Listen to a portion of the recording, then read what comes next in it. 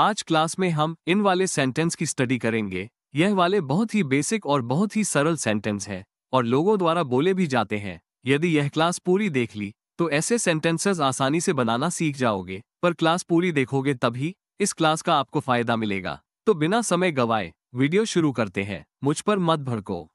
वो अपनी बीवी पर भड़क रहा है। तुम क्यों इतना भड़कते हो? वो रोज भड़कता रहता है।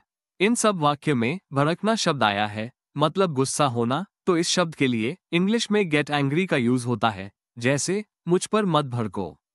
तो इसकी इंग्लिश होगी don't get angry at me. वो अपनी बीवी पर भड़क रहा है। तो इसकी इंग्लिश होगी he is getting angry at his wife. तुम क्यों इतना भड़कते हो? तो इसको इंग्लिश में बनाएंगे why do you get so angry. वो रोज भड़कता रहता है। तो इसको इंग्लिश में बोलेंगे he gets angry every day. इस प्रकार हम भड़कने के लिए गेट एंग्री का यूज कर और भी ऐसे हिंदी वाक्य को इंग्लिश में बना सकते हैं। तो देखते हैं नेक्स्ट। वो स्वेटर बुन रही है। मम्मी स्वेटर बुनती है। तुम बहुत अच्छी स्वेटर बुन रही हो। तुमको भी स्वेटर बुनना चाहिए। इन सब वाक्य में बुनना शब्द आया है। इस बुनना शब्द के लिए इंग्लिश में निट वर्ब का यूज होता है, जैसे वो स्वेटर बुन रही है। She is knitting a sweater. मम्मी स्वेटर बुनती है। Mom knits sweaters. तुम बहुत अच्छी स्वेटर बुन रही हो। You are knitting a very nice sweater. तुमको भी स्वेटर बुनना चाहिए।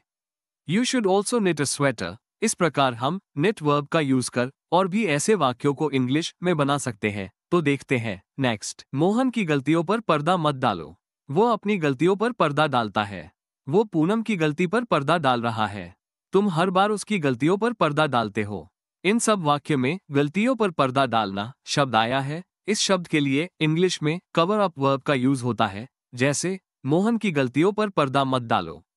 तो इसकी इंग्लिश होगी don't cover up Mohan's mistakes. वो अपने गलतियों पर पर्दा डालता है। इसको इंग्लिश में बनाएंगे ही covers up his own mistakes. वो पूनम की गलती पर पर्दा डाल रहा है। इसको इंग्लिश में बोलेंगे he is covering up Poonam's mistake. तुम हर बार उसकी गलतियों पर पर्दा डालते हो। तो इसकी इंग्लिश होगी you always cover up his mistakes. इस प्रकार हम गलतियों पर पर्दा डालने के लिए कवर अप वर्ब का यूज कर और भी ऐसे वाक्यों को इंग्लिश में बना सकते हैं। तो देखते हैं नेक्स्ट। कभी न कभी तो तुमको मेरी जरूरत पड़ेगी। कभी न कभी तो वो यहाँ आएगी। कभी न कभी तो तुम्हारे बुरे दिन आएंगे। कभी न कभी तो मरना ही है। इन सब वाक्य में कभी न कभी शब्द आया है। तो इस कभी न कभी शब्द के लिए इंग्लिश में समडे का यूज होता है, जैसे कभी न कभी तो तुमको मेरी जरूरत पड़ेगी। तो इसकी इंग्लिश होगी someday you will need me. कभी न कभी तो वो यहाँ आएगी। इसको इंग्लिश में बनाएंगे someday she will come here. कभी न कभी तो तुम्हारे बुरे दिन आएंगे। तो इसकी इंग्लिश होगी someday you will have bad days. कभी न कभी तो मरना ही है। तो इसको इंग्लिश में बोलेंगे someday you will have to die. इस प्रकार हम कभी न कभी शब्द के लिए समडे का यूज कर और भी ऐसे वाक्यों की इंग्लिश बना सकते हैं। इस प्रकार हमने बारी बारी से इन वाले सेंटेंस की स्टडी की और इंग्लिश में बनाना सीखा। यदि इस क्लास में कोई कंफ्यूजन हो या मन में कोई सवाल हो तो कमेंट बॉक्स में बताएं। Please support me.